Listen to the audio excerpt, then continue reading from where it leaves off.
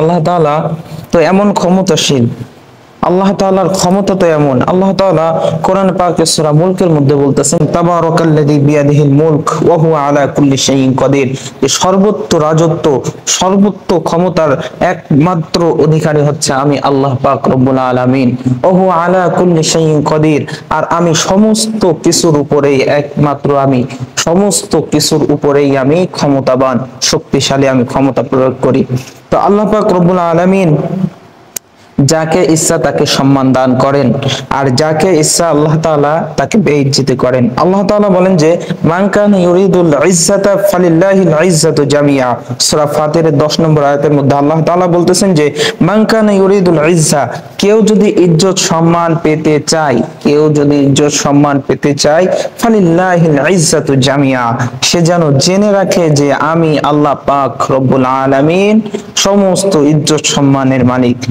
আমি যাকে ইজ্জত দিব সেই ইজ্জত পাবে, সেই সম্মান পাবে, তাছাড়া কেউ ইজ্জত সম্মান পাবে না। বুঝতে পারছি এইটুক?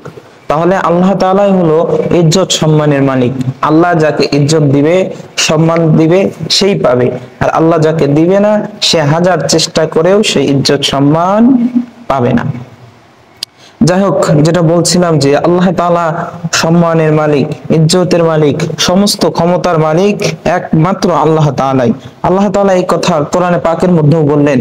আল্লাহ রাব্বুল আলামিন বলেন, কুলিল্লাহুম্মা মালিকাল মুলকি তু'তিল মুলকা মান তাশা ওয়া তানজিউল মুলকা মিম্মান তাশা وتعز من تشاء وتذل من تشاء بيدك الخير إنك على كل شيء قدير। আল্লাহ পাক রব্বুল আলামিন জানালেন, কুলিল্লাহুম্মা মালিকাল মুলক, সমস্ত কিছুর, সমস্ত পৃথিবীর মালিক একমাত্র আমি আল্লাহ। তুতিল মুলকা মান তাশা, আমি যাকে ইচ্ছা তাকে আমি রাজত্ব দেই। ওয়া তানজিউল মুলকা মিম্মান তাশা, আর আমি যাকে ইচ্ছা তাকে রাজত্ব থেকে নামিয়ে দেই।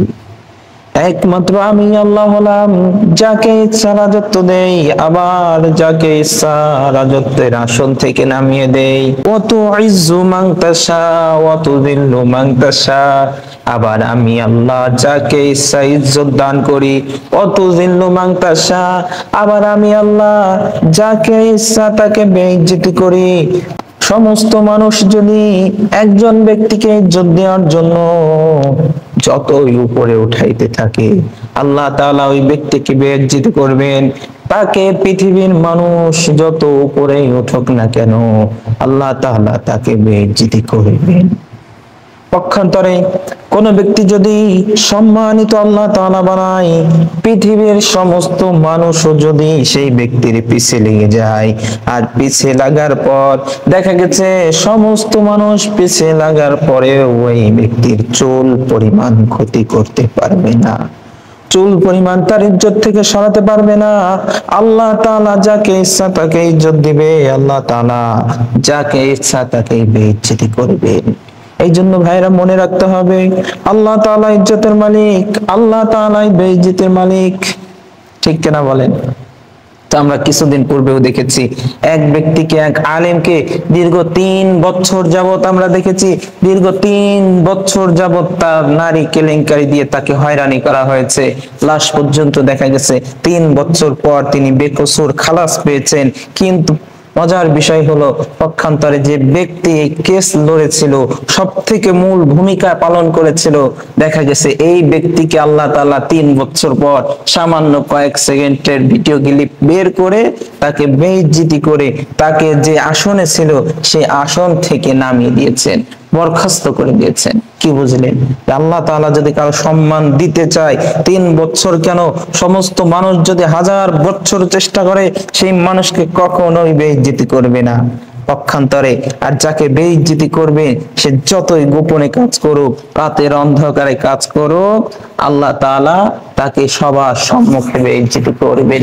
এটা আমরা নগদ প্রমাণ দেখেছি, আপনারাও বুঝতে পারছেন হয়তোবা কথা। এটাই হলো আল্লাহর ওয়াদা।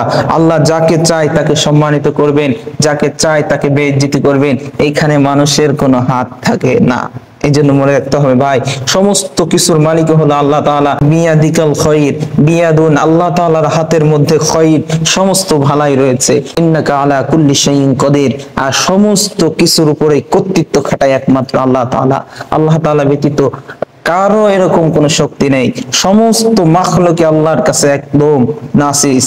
মনে রাখতে হবে, মানুষ যদি কোনো মানুষের বিরুদ্ধে যদি কোনো ষড়যন্ত্র করে, যুদ্ধ ঘোষণা করে, মানুষকে যুদ্ধ ঘোষণা করলে পারে তাকে ময়দানে আসা লাগে।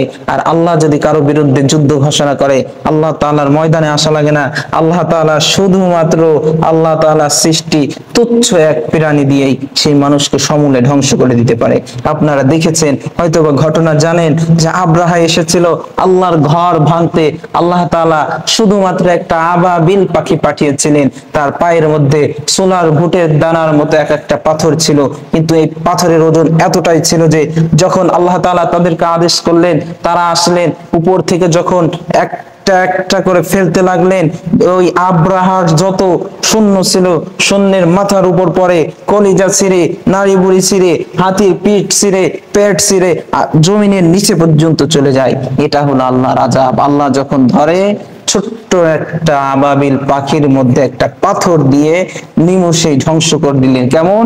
ফাজআলাহুম কাসফিন মাকুল, যে দেখা গেছে তাদেরকে এমন ভাবে ধ্বংস করেছে যে দেখা গেছে তাদেরকে বলা হচ্ছে যে তুলো ধুনা করে ফেলেছে, ভুসির ন্যায় করে ফেলেছে।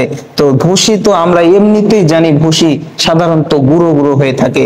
আর এটাকে আল্লাহ তাআলা বলেন যে এই হাতি, মানুষ, এই আব্রাহার সমস্ত প্রাণটাকে, সমস্ত কিছুকে আমি ওই রকম ভাবে নিমেষে শেষ করে দিয়েছি। প্রিয় ভাইয়েরা, এই জন্য মনে রাখতে হবে, আমাদেরকে এটা বুঝতে হবে যে আল্লাহ তাআলা যাকে সম্মান দিবে তার মর্যাদা আল্লাহ তাআলা এমনিই বাড়াই দিবে, কেউ সেটাকে হাত দিতে পারবে না।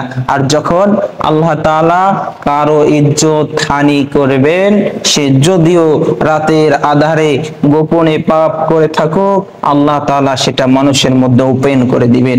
এই জন্য মনে রাখতে হবে, আল্লাহ তাআলা আমাদেরকে যেন আল্লাহ তাআলা সব সময় সম্মানের আসনে বসিয়ে রাখে। আল্লাহ তাআলা যেন আমাদের মানুষের মধ্যে বেইজ্জতি না করেন। এই তৌফিক আল্লাহ তাআলা আমাদেরকে দান করুক। আর আমরা সর্ব অবস্থায় চেষ্টা করব আল্লাহ পাক রব্বুল আলামিনের আদেশ নিষেধ কিভাবে মেনে চলা যায়, আল্লাহর আদেশ কিভাবে মানা যায়, কি নিষেধ যেগুলো আছে সেগুলোকে ছেড়ে আল্লাহ তাআলা যেন আমাদেরকে আল্লাহ তাআলার বিধানগুলো মেনে চলা তৌফিক দান করুক। আমিন। বারাকাল্লাহু লানা ওয়া লাকুম ফিল কুরআনিল আযীম।